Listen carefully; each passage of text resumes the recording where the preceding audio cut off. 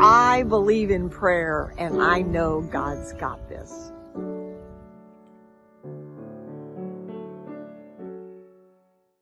I just finished having a conversation with a dear friend of mine who is fighting a very aggressive form of cancer, and she was sharing with me how words impacted her in terms of what people said to her. And she made the comment, one of the comments that I hate most is, "You've got this, girl." I thought about that, and I've probably said that myself sometime, and then I thought, what would be a better way to say it? And it just occurred to me, what we should say is, God's got this, because He does.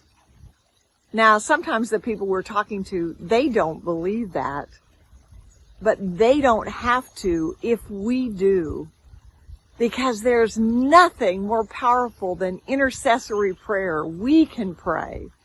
And so when we're talking to someone else who's struggling with something, you can say, I believe in prayer, and I know God's got this. In Jeremiah 29:11, I know the plans I have for you. And we can be confident that whatever is happening to us, no matter how difficult it is or how much we don't understand it, that God has a plan.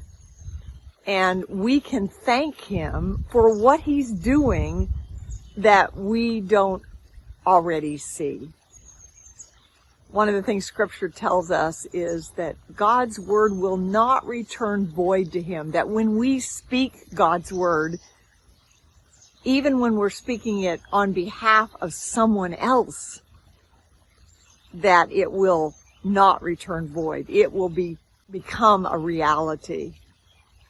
So I encourage you, when you are talking with someone who's struggling with something, and you're not sure whether they believe in God or not, you can certainly introduce Him to them by sharing what's been your experience. I can tell you so many examples of things in my life that I thought were disastrous.